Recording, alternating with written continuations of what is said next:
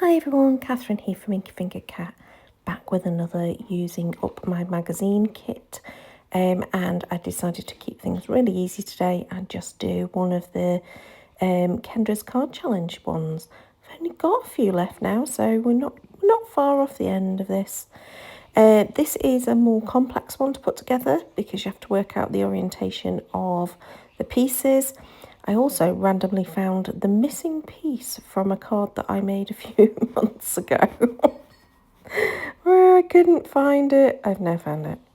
Anyway, so I started just by adhering the background into place. I left a little bit too much of a gap in between the middle, so I do end up adjusting the sketch a little bit just to add in an extra panel of mirrored cardstock a little bit later. But to be honest, this was a really simple card to put together and I think it looks really cool. With all of those pieces of sort of botanical looking papers with indistinct images on them. I think it looks really good.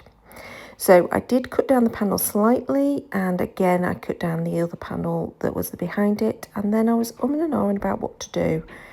And I was wanting to use those gold pieces, but I don't end up doing that. They covered up too much of the background, so as much as I think they look gorgeous, they just covered up too much. So instead I went with this pink mirror cardstock panel, just going, well, panel strip going across.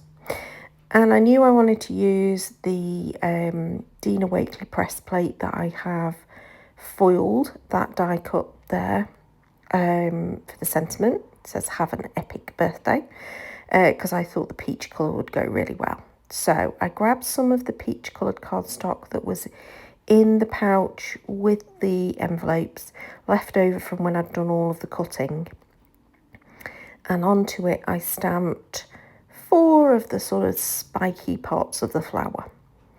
I know these flowers are meant to be sort of like, so you can make a 3-dimensional fuchsia, so these would be the petals that are at the nearest to the stem.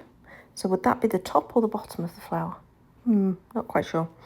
But yeah, these are the spiky bits. And then the more rounded shape would make the bell part of the flower. Does that make sense? I think it does. However, I'm never going to make 3D flowers. It's just not my thing.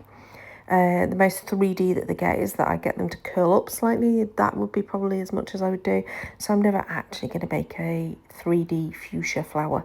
But I get what they're for. It's very cool. So I have gold embossed them onto the peach coloured cardstock, but I took my little blending brush and just added a little bit of orange to the centres. And then because it looked like there was some sort of gold splatters within the printing of the paper, I just thought it'd be really nice to put some actual gold splatters onto the card. So I used the technique of just splattering the water, spreading the heat embossing over it, and doing that. So heat embossed that, simple. Then added my sentiment on. I did edge my sentiment a little bit with, I think it's called watermelon ink. Should have probably used the crisp cantaloupe, to be perfectly honest. That was the Stampin' Up! Ink. I think that would have been a closer. This was more of a bright pink. But it works with that pink mirror cardstock that's across the centre. Now I did mount it onto a craft card blank that was 5x7, but I wanted to cut it down. I didn't want a 5x7 card for this. I thought it would look a little bit lost on the large panel. So instead I chopped it down so it's a unique sized card. It will not fit in a standard envelope, that's for certain. So it will need to still go into a 5x7 card, envelope, or I will have to make one myself, which is not impossible.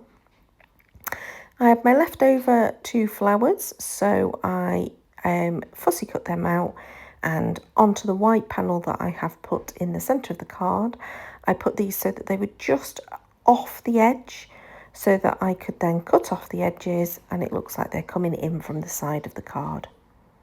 And that was me done. So a simple one today, really nice and easy, but really effective with that cool sketch that Kendra did This was part of KCC 19. She's already on to KCC 20. I probably will join in at some point, but probably not with these magazine papers. I don't think I've got enough left, that's for certain. I hope you've enjoyed this. Please do remember to give me a thumbs up, leave me a comment below, and subscribe to see future videos. Till next time, thanks for watching. Bye.